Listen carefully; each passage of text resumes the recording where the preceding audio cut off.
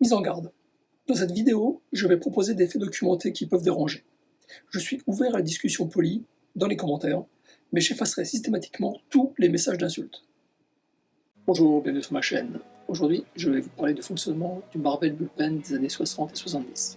Pour ceux qui suivent, je vous avais proposé cette vidéo il y a 6 mois de ça. Ça vous donne une idée du décalage horaire entre le moment où je vous propose une vidéo et le moment où elle est accessible aux visiteurs. Mais revenons au Bullpen. Il n'existe pas de traduction satisfaisante du mot bullpen quand il s'agit de bureau. Parce que bullpen, c'est l'enclos au taureau.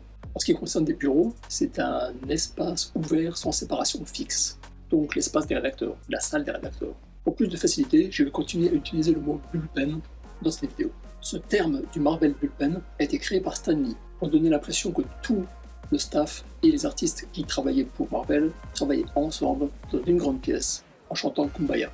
Comme toujours avec Stan Lee, la vérité est ailleurs. Pour expliquer la création du Bullpen, je dois revenir sommairement sur la création de Marvel. Sommairement, mais ça va prendre du temps, donc installez-vous confortablement.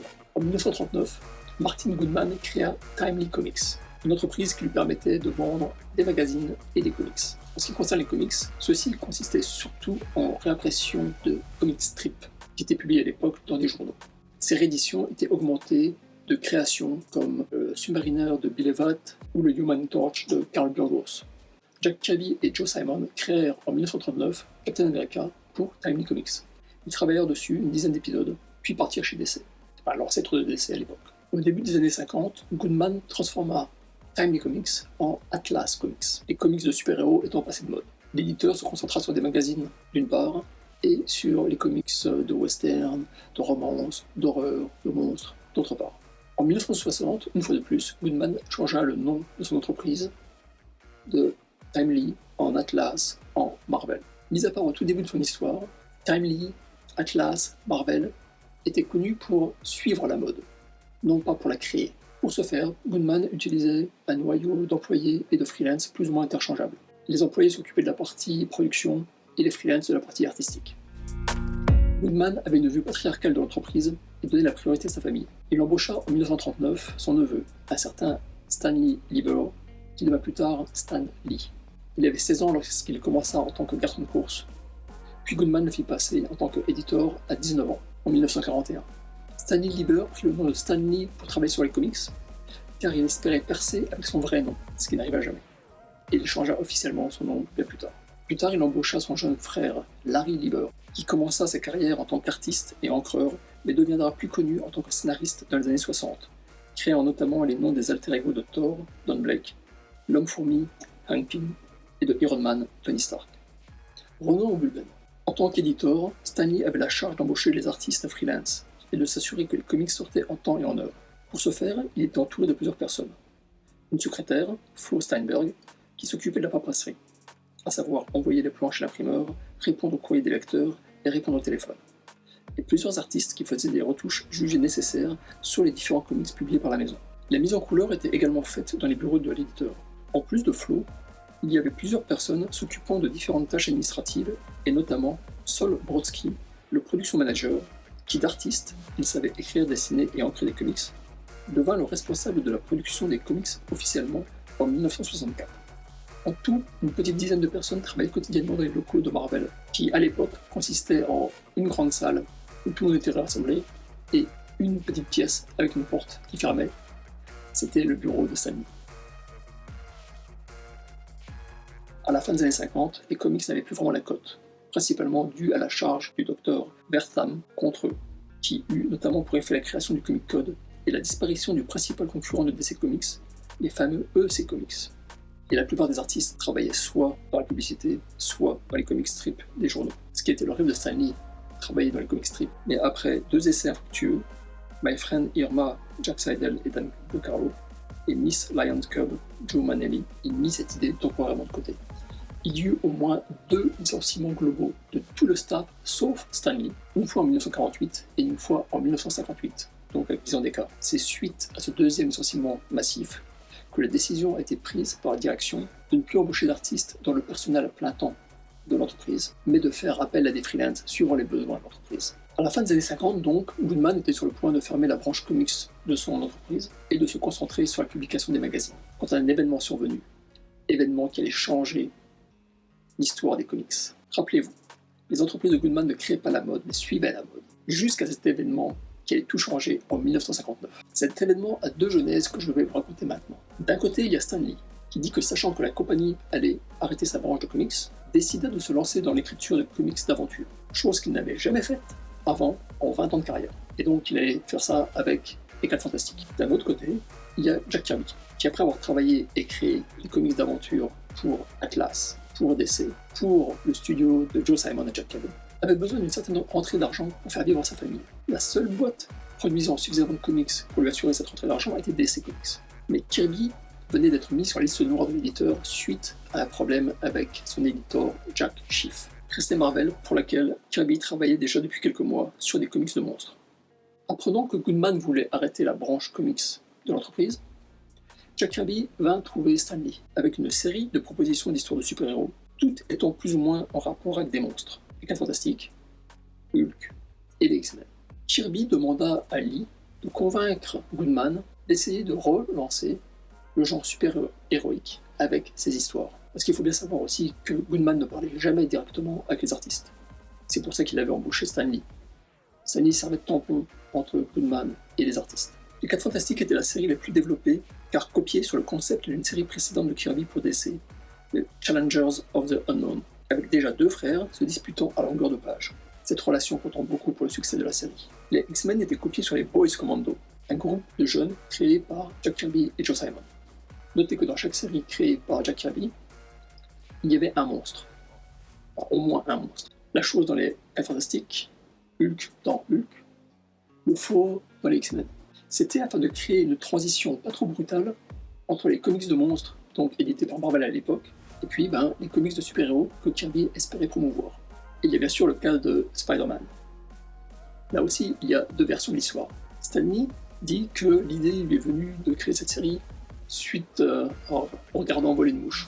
Kirby dit qu'il a repris le concept de Silver Spider, concept créé avec Joe Simon, qui fut renommé une première fois Spider-Man en un seul mot, avant finalement d'être publié sous le nom de The Fly par Archie Comics. Steve Ditko raconta plus tard que le personnage créé par Jack Kirby n'avait pas grand chose à voir avec le personnage que nous connaissons maintenant, c'est-à-dire que celui de Kirby, c'était un adulte qui était armé avec un revolver. Celui de Steve Ditko, c'est un adolescent sans pistolet. D'après Ditko, Kirby en dessina 5 pages, les présenta à Stan Lee, qui les rejeta. Il n'était pas satisfait de l'angle pris par Kirby pour raconter cette histoire. Et donc Stan Lee passa le concept à Ditko, qui en fit le super-héros adolescent que nous connaissons maintenant. Cette représentation par Ditko est la seule représentation que nous avons du personnage créé par Jack Kirby. A noter que Jim Shooter, dans son blog, a dit qu'à un moment, il avait vu les 5 pages dans le bureau de Stan Lee, ou chez Marvel. Et au fait, si Stan Lee avait vraiment créé le concept de Spider-Man, pourquoi l'avoir donné d'abord à Jack Kirby, puis à Steve Ditko, avec 2 angles d'approche complètement différents. Mais je m'égare de mon palace. Bref, quelle que soit la personne à l'origine de la création des super-héros pour Marvel, Kirby, ces personnages vont révolutionner le genre. Et pour ce qui m'intéresse dans cette vidéo, ils vont surtout servir à la création du Marvel Bullpen, popularisé par Stan Lee. Voilà, nous y sommes, le Marvel Bullpen. Lee va conserver Jack Kirby en tant qu'artiste sur les 4 Fantastiques, les X-Men, Thor, Hulk. Mais il va devoir embaucher d'autres artistes, notamment pour dessiner Spider-Man et Iron Man. Nouveaux artistes signifient nouveaux dessinateurs, nouveaux encreurs, nouveaux coloristes, nouveaux lettreurs. À cette époque, il était interdit aux artistes de travailler pour plusieurs compagnies différentes. Notamment, quand on travaillait pour DC, on travaillait pour DC. On n'était pas censé travailler pour DC et pour Marvel en même temps. Ce qui explique pourquoi certains artistes, voulant travailler pour les deux maisons d'édition, ont dû prendre un nom de plume. Par exemple, Gene Colan devint Adam Austin lorsqu'il travailla sur ses tout premiers travaux chez Marvel, sur Iron Man. À la fin des années 60, cela changea quand Neil Adams, l'artiste phare de DC Comics, vint travailler chez Marvel. Il le fit officiellement, et d'ailleurs il dit quelque chose dans le sens de qu'est-ce que DC va faire? Ils vont quand même pas me virer. Je suis leur artiste phare. Et c'est lui, en fait, donc, qui ouvre la porte aux autres artistes, leur permettant de pouvoir changer de crèmerie suivant leur volonté, sans que les éditeurs puissent dire quoi que ce soit à ce niveau-là. Dans son projet d'expansion, Lee va embaucher tour à tour Mary Severin et Herb Trimpe, qui serviront d'ossature au Marvel Bullpen, deux artistes possédant de nombreuses cordes à leur arc. Mary Severin s'occupera principalement de la mise en couleur des comics, à la fois leur couverture et les pages intérieures, mais également de dessiner des couvertures, voire des épisodes entiers de certaines séries. Trimpe commencera par s'occuper de la machine à reproduction appelée la machine photostat, un ancêtre des photocopieurs modernes, avant de s'occuper de retouches et de dessins purs, et de devenir un des artistes forts de Marvel, notamment avec son run sur Hulk. Les deux artistes épauleront Sol Brodsky, le production manager, et John Verpurton, son assistant qui le remplacera par la suite. Le rôle du production manager étant de recevoir les planches finalisées des artistes et de les préparer pour l'impression. Larry Lieber, le frère de Stan Lee, fera également partie du Bullpen vers la fin des années 60, travaillant en tant que scénariste et ou artiste freelance, suivant les projets. Et bien sûr, il y aura plus tard l'ajout de John Romita Sr. en tant que directeur artistique. Tout ce petit monde travaillait dans les locaux de Marvel, qui étaient hébergés au deuxième étage du 575 Madison Avenue à New York. Je ne cite pas tous les artistes qui sont venus faire 3 petits tours avant de s'en aller, pour une raison ou pour une autre, et qui ont fait partie du Bullpen à un moment ou à un autre. En commençant par John Severin, le frère de Mary. En 1965, Lee va créer une autre forme de dialogue avec les fans, par l'intermédiaire de ses infos et annonces rassemblées sous le nom de Marvel Bullpen Bulletin, qui deviendra ensuite le Bullpen Bulletin. Ce bulletin, c'est plus facile de dire bulletin que bulletin.